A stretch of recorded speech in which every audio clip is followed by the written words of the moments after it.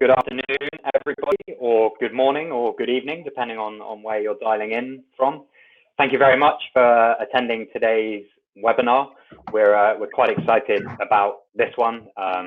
We launched Bramble Broadcast around about this time last week. We've seen some encouraging early results, seen about 150 lessons use it so far, and really looking forward to taking you all through it in a bit more detail today. So the flow of the session, I'm going to start with just a bit of an introduction to Bramble itself, talk a little bit about why we built Broadcast and some of the considerations we took from teachers in designing it, and then jump into a session demo to show you how it works. So by way of introduction, I'm Will. I'm one of the founders of Bramble, and also on screen we have Scott, our marketing and success manager, and a very experienced tutor himself, who will be manning the chat box, as it sounds like he already is. So any questions that you have as we go throughout the session, stick them in the chat, and Scott will give me a shout as and when they come up. And when we do get into the demo later, we also have on the call Lucy, our support coordinator, who will be joining as a second student when we show you how Broadcast works. So just before I get into the presentation, I'm going to share with you all the document, the slideshow that I'm about to walk through, so that you can download that and take a look at it in your own time as and when you want to in the future. So let's start by turning our webcams off and sharing my screen. So I just wanted to begin with a brief background on Bramble. Apologies for any of you who have already worked with us and already know any of this stuff, but I figured a little bit of context would be helpful. So we actually started out way back as a social enterprise involved in matching state sixth formers with Cambridge undergrads for free mentoring and tuition. Now that mentoring and tuition all have to take place online. We went looking for a great online teaching solution, and at the time we were pretty disappointed with what was available. Back then everyone was pretty much just using Skype, which we felt delivered a pretty inferior experience versus being sat in the same room, and didn't really take advantage of any of the additional benefits that online brings around recording and search and all the rest. So as a result of that, we decided to build our own online teaching solution. In doing so, we very quickly realized that anyone teaching online would benefit from access to this. So we decided to shift our focus over to building the best possible online teaching platform. Now, fast forward a number of years to a couple of months ago now, although it seems like a lifetime ago, really. Back on March the 5th, we decided that we would make Bramble, normally a paid product, freely available to those who needed it to help them respond to coronavirus. It became very apparent it was going to be hugely disruptive here in the UK and across the world, and that one of the areas that was going to be worst affected was education. So we wanted to make our tool for delivering great live lessons online available to whoever needed it. And the uptake since then has been amazing. We've seen almost 150,000 hours worth of live teaching delivered in well over 100 countries. And we've worked with thousands of independent tutors, hundreds of tutoring agencies, a number of schools, but also a number of charities who have been able to move all of their educational and mentoring provision online onto Bramble, so they're able to keep providing support to the students who need it the most right now. And actually, I had a nice little surprise when I was having my breakfast cup of tea earlier this week, and I was reading the Sutton Trust report on the impact that coronavirus has had on schools and education, and actually found us featured in there as a platform that a number of these charities had moved on to because of our recording and search functionality, which I'm going to come to in more detail later. So we had all of these educators, all these teachers and tutors using Bramble, delivering hundreds of thousands of hours of lessons over the last couple of months. And we've heard the same thing again and again. that you would like to be able to deliver that same great Bramble experience that you're delivering one-on-one or in small groups to much larger groups of students, anywhere between 5 and 30 students in a lesson. Now, this is a product we've always thought about, we've always talked about, but in light of all the school closures, we felt that now was the right time to expedite building what we call Bramble Broadcast.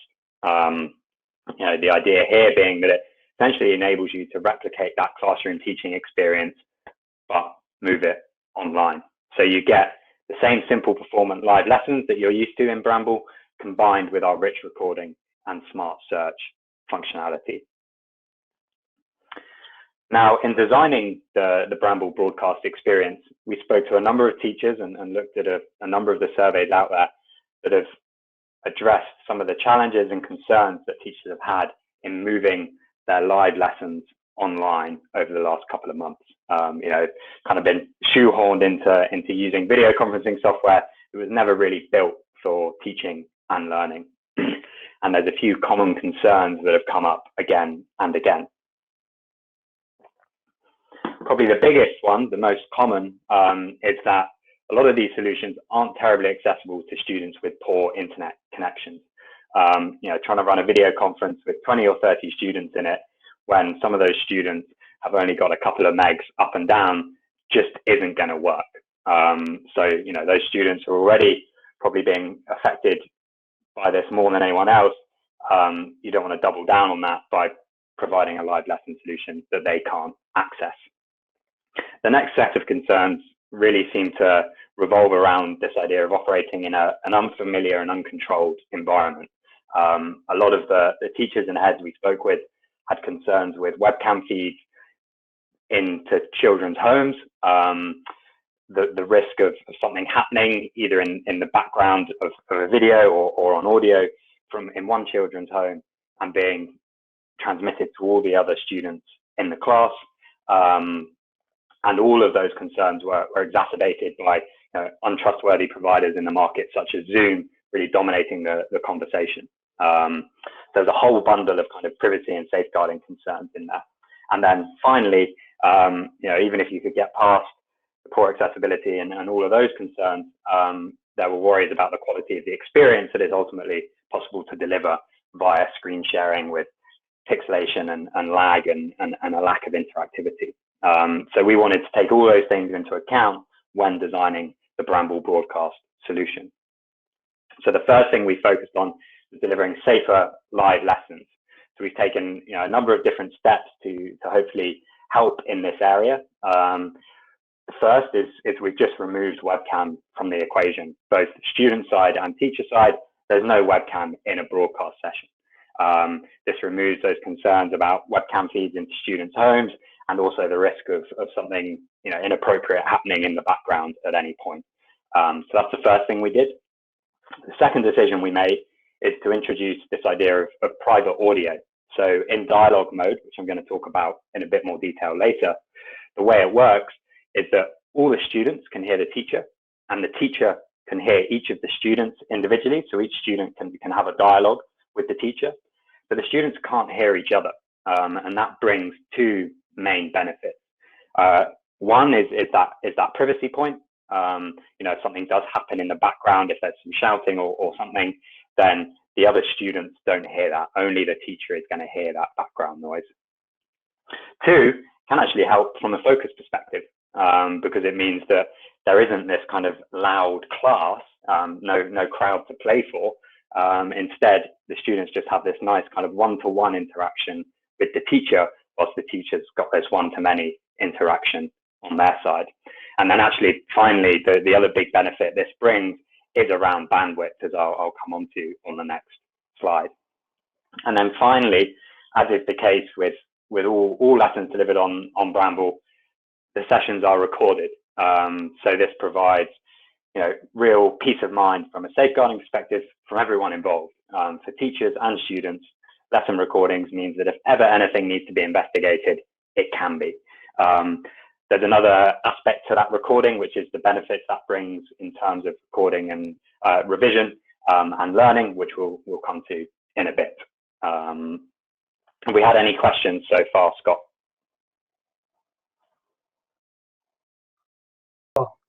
Excellent. Now I'll crack on.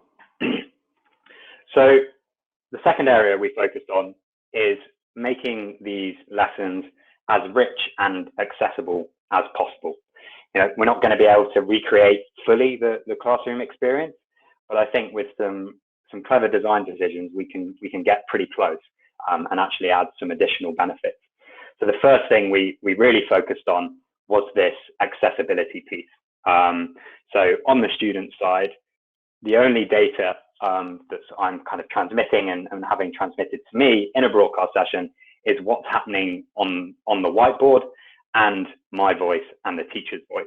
And what that means is that the bandwidth required is 94% less than that required for a typical group video conference. So you're looking at just 150 megabytes for an hour-long Bramble broadcast lesson. And the brilliant thing with the approach we've taken to audio is that that number does not increase with the number of students added to the session. So whether you're teaching 5, 15, or 30 students, for each one, all they need is that 150 megabytes worth of data. So that should really help to make it more accessible to more students.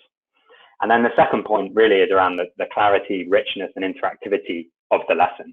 This isn't just a case of screen sharing as I am with you all now. Now, depending on your internet connections and depending on mine, you'll be getting different quality, different resolution through on this screen share, but it certainly won't be that crisp. And worse still, for me as the presenter, I've got no idea how good the experience you are getting is. I don't know if you can read the small text on screen here talking about the amount of data being used, because on my screen, it's beautiful high resolution. It's not like that on your screen, but it'll be different depending on the speed of your internet connection. So that leads to concerns about students being able to read text, no clarity around what they can and can't see, lag between what's happening on screen, all of these things that really kind of break the flow, break the immersion of a lesson. Whereas the approach we've taken with Bramble, this shared whiteboard that you can upload resources to, they stay in super high resolution, and you can add your annotations, you know that everyone can see everything really, really clearly. And that image in the middle there just hopefully helps to demonstrate that. Like I say, this point may be somewhat lost by virtue of there being a screen share layer over the top of what I'm presenting, but that might only help to emphasize the point. So that priority around making the lessons safer, richer, and more accessible. But we also view this move to online lessons as an opportunity to add a little bit of extra magic. I know we've all been forced into it right now, but it's nice to kind of find the positive stories amongst that. And I think core to that is this idea that online lessons actually open up some really exciting new possibilities to help students with their learning and revision. And that revision side of things is more important than ever right now, because it's not clear when exams are going to be, what's going to be on them. The idea that students can be building this revision library of all their lessons recorded and instantly searchable, so they can come back to it whenever they need it, is a real bonus, I think. If you'd like to find out any more about that, do head to our website and learn a bit more about our smart search functionality. But at the highest level, lessons are recorded, they're transcribed instantly. On the left-hand side here, you can see a number of recordings taken from real lessons. You can see a synopsis generated according to what was discussed in those lessons. There's a PDF copy of the notes, as well as the ability to access those recordings via playback. Now, we had those recordings and those synopses in place for a while. What we discovered was that while some students engage with an hour-long recording, what the majority really want is a way of getting the core insight out of those recordings. So we invested a lot of time and effort last year in building out our smart search functionality, which lets students search across anything that was talked about, any resources shared, and any text typed in any of their lessons. So on the right-hand side here, you can see that example where the students searched for neurotransmitters. They'd come up 33 times across 6 different lessons. For each of those lessons, we've got the synopsis and we've got the timestamp and the sentence that neurotransmitters came up in. The student clicks on one of those results and jumps straight into the playback of that session. So just by delivering your lessons your broadcast lessons through Bramble, you'll be incidentally building a phenomenal revision library for your students. So recordings have value in a safeguarding context, but they're also hugely impactful from a learning and revision side of things. And if we do have any questions about that, do ask those either now or towards the end. So that's it by way of a kind of introduction to broadcast. What I'll do now is jump into a demo session with Lucy and Scott to show you some of the tools in action. But before I do that, Scott, has there been any questions in the chat? If anyone has had any questions from that brief presentation, do fire them in there so we can address them before moving on to the demo. The questions regarding screen share, and I think you covered quite nicely the positives over not incorporating screen share in this case. I've also included a link to the blog on that if you want to have another look as to why we adopt the policy we do on screen share and instead uploading resources into a shared notebook. Excellent. Right, let's get into the demo then. So it's really easy to start a broadcast session in Bramble. I'm going to assume that those of you who are attending this webinar already have a Bramble account set up. If that isn't the case, then simply head to my.bramble.io and register an account. If you're a school, you can register as an organization. If you're a teacher, you can just register as an independent tutor. Choose as you wish. Then once you're into Bramble, you access broadcast using rooms in much the same way that you would teach a typical tutorial session through Bramble. So you can see here on my rooms tab, I've got my list of rooms. This is an example account, but you can imagine if this was a school lesson, I would have a room named after each class that I teach. Rather than clicking open room as I typically would for a Bramble session, I'm going to click Start Broadcast to enable me to configure that broadcast lesson however I like. But before doing so, I'm quickly going to copy this link and send it to Scott and Lucy on my other screen so that they know the link to join when we come into the demo session.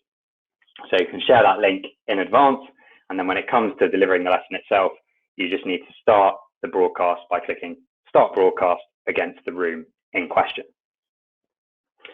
So what we've tried to do here is provide you with a few different options for how you configure your broadcast lesson. Now, this is obviously all very new, so some of the features and functionality we're still putting the finishing touches to, but we've kind of got the core flow in place now. So the first thing to cover is these two audio modes we've made available. So dialogue mode is the one that we're quite excited about. It's a bit of a novel interaction method whereby if the teacher can speak to all the students can all speak back to the teacher, but you haven't got that crosstalk between students. As alluded to earlier, that has benefits from a privacy perspective, from a focus perspective, and massively from a bandwidth perspective. We're also working on a lecture mode, which is more like this webinar experience that you're having right now, whereby the students can all hear me as the teacher, but I can't hear any of the students back. We kind of deprioritize that one relative to dialogue mode because we don't think it's quite as engaging, but it can be better for even bigger classes because it reduces the bandwidth required on the teacher's side, and maybe also can make it a bit easier to manage the session depending on the content being delivered and how much back and forth you want in the lesson. So if I start by selecting dialogue mode, the next thing I'll be able to choose is the student interaction mode. So normally in a Bramble lesson, the teacher and the student has access to all the same tools. Now that works very well in a one-to-one or small group setting, but we recognize that with a whole class of 15, 20, 30 students, you might need a bit more control over what students can and can't do. So at the moment, we've got 3 different interaction modes. We may well be adding more in the future as the feedback comes back in. We've been able to iterate on this very quickly so far, and that's obviously something we're looking to continue. So the first mode is open, whereby the students can use all the notebook tools, and they will just have a really interactive, engaging session with the students, inviting them to come in and complete workings, add text, all that sort of stuff. If that's too much control, then we're looking at introducing a pen-only mode, whereby your students won't have access to changing page, uploading resources, changing tools, but they will be able to draw stuff out. So you can ask them to complete resources on screen or work through equations or whatever it is, getting them to interact in the session. And then finally, we've got locked, which, as you would expect, just fully locks all the tools on the student side. So, you're still able to have quite an engaging session going back and forth vocally, but the students won't have access to any of the tools. You'll just be drawing on the whiteboard, uploading your resources and talking them through what happens. So if I choose open interaction mode for this demo, then on the final screen here, it confirms with me the options I've chosen. So I've set up a dialogue broadcast with open interaction. It's reminding me of the link that I need to share with my students. So if I haven't already, I can just copy and paste that in an email to them or onto an LMS, however I want to share that link. And then when I'm ready to go, I just click Start Broadcast. So we've got the normal room entry flow where it tests my speakers and microphone to ensure that's all working okay. So we can see my voice being picked up. I can click Get Started and we'll load into the session. So you can see that Lucy's already in here, and whilst I give Scott a chance to join, I'm also going to ask him if there's any questions to see how good his multitasking is. Yeah. And Sarah asks, is there a way to share a link to a website with students? Yes, so you can copy and paste a link. If I grab this one here and copy it and then come over to Bramble and press Control-V to paste it, it's now appeared in the top corner here, and both Scott and Lucy, my students in the session, can see that link and click on it and go out to view that content. But again, I imagine in the broadcast setting, it will be very much about kind of delivering a set of content. You have your resources lined up and you're delivering a lesson on something. So you turned a PowerPoint presentation into a PDF, uploaded that, and then you're going to walk through it with your class. Yeah, okay, perfect. Thanks, Will. Excellent. So once we get into Bramble, for those of you familiar with it, which it sounds like a number of you are from the questions coming in, on the teacher side, the tools are exactly the same. I've still got the ability to share resources either via the upload button or just by dragging and dropping or copying and pasting. I've got access to the same set of pen tools. So I've got the pen, can click to change the eraser, click once more for text. I've got my color options, so I can click to cycle through the various colors available. Webcam mode is disabled. And then very handy over here is the info panel. I had one of the teachers who was trying it earlier this week asked about this, saying, how do I know who's in the lesson? If you click this info panel here, that's going to pop up a list telling me who's present in this session. So I can see that I'm in here with the demo account as a teacher. We've got Scott in, we've got myself in on my iPad, and then we've got Lucy in here as well. So at any point, I can quickly go to here and see who is or isn't in the lesson. And then over on the other side here, we've obviously got undo and redo, which do exactly as we would expect. So that same tool set available to the teacher. On this occasion, we've come in with open interaction, so it's still available to the students as well. If we'd come in with pen only, then the doc would be hidden and the students would just be able to draw on screen. If we'd come in locked, then the doc on their side would be hidden and they wouldn't be able to draw on screen. But on the teacher's side, I have access to exactly the same set of tools that I would in any Bramble session. So the only real difference is in the audio modes. So if I just kind of draw that out briefly to give you a sense of how that works. So we've got myself in as a teacher, and we've got just Scott and Lucy for the moment in as students, but you can imagine this scaling to a much larger class. So the way the audio works is that Scott can hear me and I can hear Scott. Lucy can hear me and I can hear Lucy. But Scott and Lucy cannot hear each other. So this is dialogue mode. And then we also have lecture mode. So in that case, we have the one-way flow of audio. So Scott can hear me, Lucy can hear me, but there's no audio back from them to me, and still no audio between them. So as I alluded to earlier, lecture mode is a slightly less interactive session, but can scale to larger classes and can make it a bit easier to kind of manage the audio on the teacher's side. But we'd definitely encourage you to start with dialogue mode and let us know how you get on with that. So then, in terms of the lesson itself, it's a case of teaching in much the same way that you would in a classroom. You can bring in resources onto the whiteboard and mark them up. It's kind of like a shared piece of paper, really. So to load a resource in, I'm going to click this upload resource icon, choose from device. That's going to open up my file explorer. I'm going to jump over to resources and choose to load a particular resource in. So why don't I bring in this maths example here? So that's uploaded onto the whiteboard. I can see it, both the students can see it, and then I can start marking up, let's use a different color here, this diagram, and talking to the students through how we would work out the equation of this curve. So hitting that upload icon is one way to get resources into the session. Kind of the easier, quicker one is actually just to drag and drop stuff in. So if I pull over a Finder window here with a load of content in, then what I can do is simply drag and drop any of these examples into the notebook. So let's say, sticking with the math theme for the moment, we're talking about expanding brackets. So I can now do my workings on the screen and talk with the students through what I'm doing.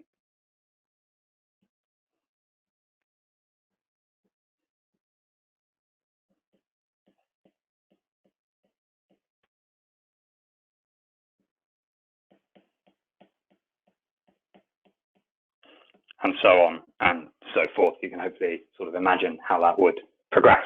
Now, it could be that I want to bring in a slightly more graphic example, something that involves drawing on screen.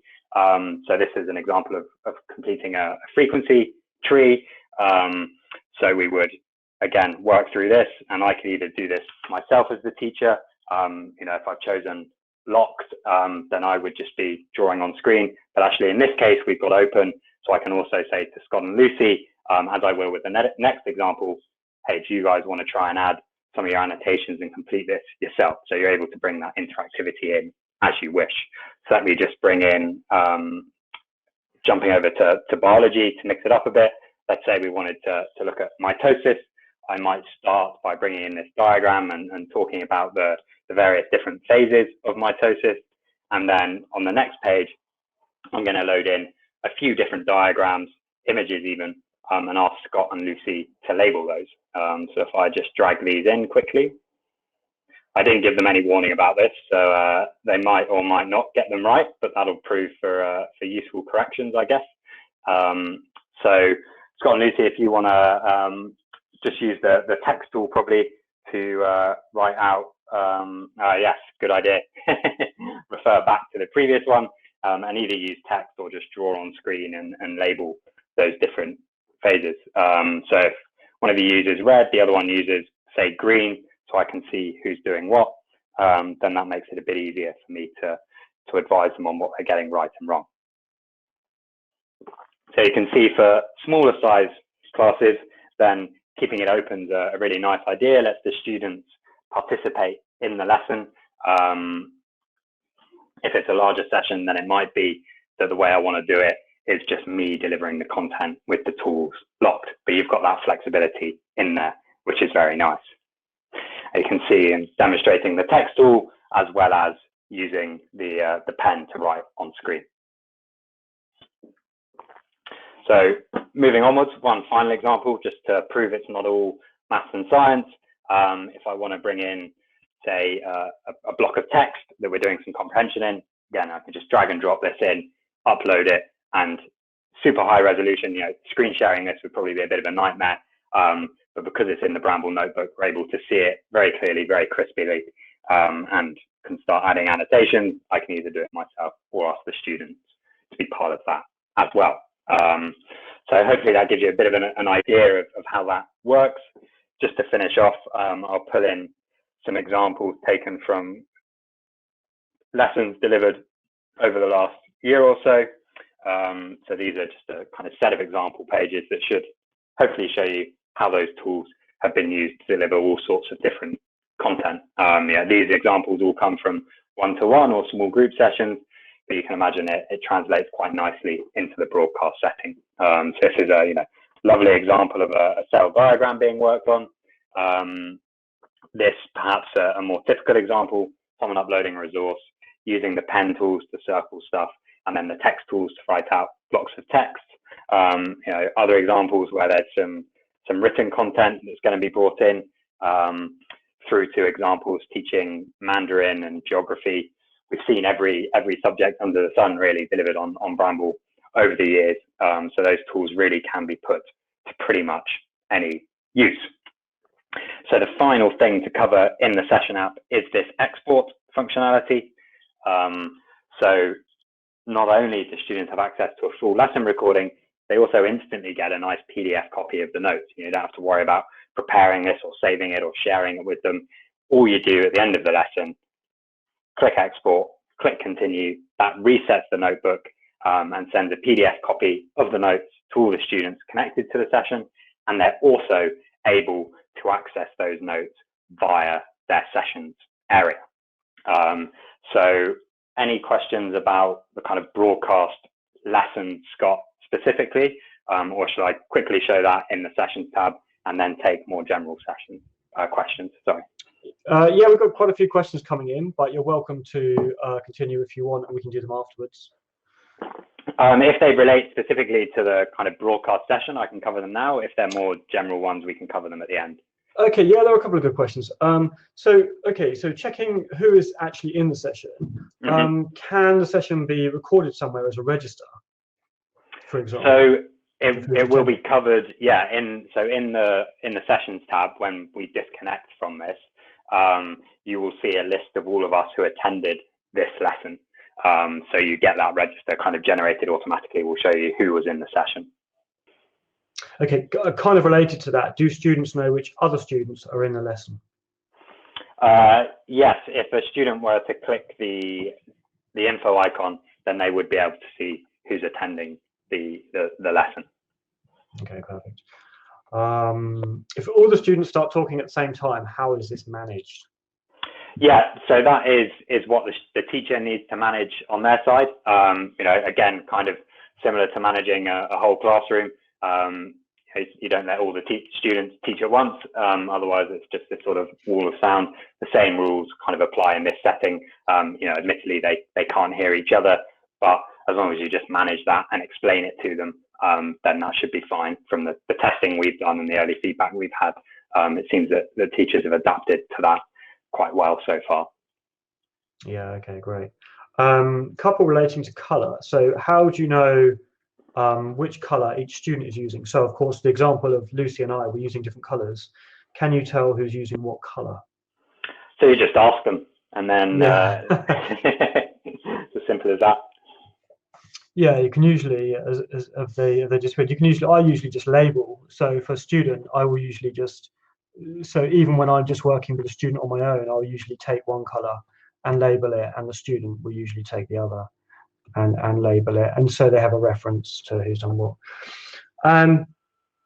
Okay, so related to that, will there be more colours added to, because they're going to be additional numbers of students using it? Yeah, so the way I sort of see interaction working on that front is that you're unlikely to have sort of 20 students working on screen at the same time, just because there's not the real estate to do it. So you're only going to be asking one or two at a time. And as such, we're not planning at this stage on adding any additional colors.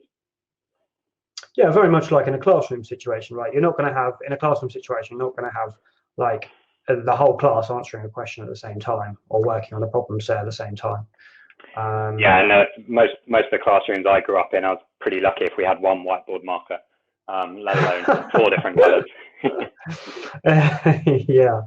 yeah, exactly.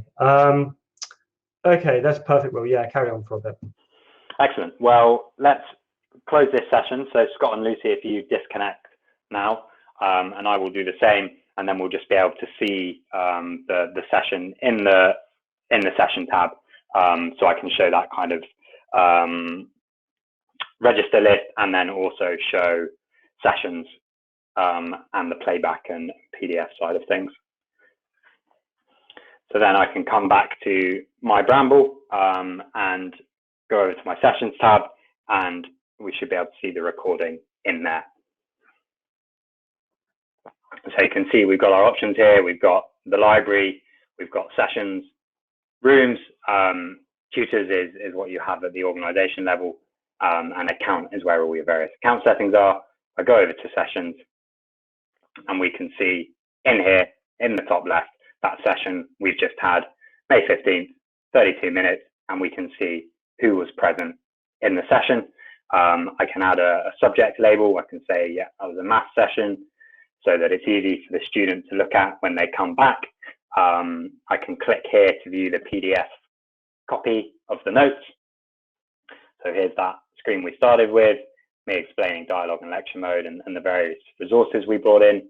And then finally, I can click play to jump into the recording of the session. Now, you obviously won't be hearing the audio, but I can hear on my side all the audio we're discussing, and I can scrub to a particular point of the session to see whatever it was we were working on at any given point. Now, as I alluded to earlier, session recording is one thing, but what you really need is to give students a means to access that. So if I come into my library here, this is a glimpse of what the students will have access to on the search side of things. So obviously they would be searching kind of technical terms, mitosis, integration, expanding brackets, all the rest. I might search for something like broadcast. As soon as I start typing it in, it's going to look up how many times that came up in the little demo we just gave. And you can see the various options in here. Each sentence that included me talking about broadcast, and then I can click that to jump straight into the recording at that point. Now, you'll get a much better sense of this in your own sessions. It's much richer when you've got kind of academic content in there, but that hopefully gives you a quick sense for how search works as well. So that's a kind of full demo of the new broadcast functionality. I haven't covered the session app in that much detail because all of that content sort of exists elsewhere, and really just wanted to use it as an opportunity to introduce you to broadcast and some of the differences there. So to finish up, Scott, do we have any kind of more questions around broadcast specifically? Around broadcast? No, I think actually we've covered a lot of them. I think there was quite a good question from Abdul. Do you email the link to students from the main page, and is it just a broadcast or just to the one lesson? So I think that's like, you know, reaching out to all of the students you have via that link to enter broadcast mode. Yeah, so it works exactly the same as a Bramble room does normally, which is you use the same link with the same people week after week after week. So let's say this was my year 12 maths class. I copy that link, send it to them via email on, you know, a couple of days before our first lesson, and then every day that we're due to have a lesson in that room, we'll just go to that room. I just need to make sure that I, as a teacher, always load into that room by starting broadcast, you know, preferably a couple of minutes before the lesson's due to start, so that the room's configured in broadcast mode when the students land in it. Yeah. A few people asking about locking capabilities for changing screens. What are your thoughts on that? As in changing between pages? Yeah, as in changing between pages in the notebook, yes. Yeah, so the way we've designed the interaction modes filter is we've actually got really good granularity there. So we can ultimately enable or disable pretty much any of the features that are in the Bramble session app. We started with those kind of 3 modes of everything's open, you've just got the pen, or it's locked, as the kind of simplest use cases to begin. But as we get some road testing out there and get some feedback in, and people say, actually, it'd be really useful if they could just have the text tool, or can they have pen and text but not be able to change page, then we can add those kind of more granular settings in there as well. Okay, perfect. Yeah, I think that covers it. Thanks, Will. Excellent. Well, we'll wrap up there. I hope that's proved useful. If you have any further questions about broadcast, then drop us an email. We'd love to know how you get on with it over the coming weeks. So do keep us in the loop.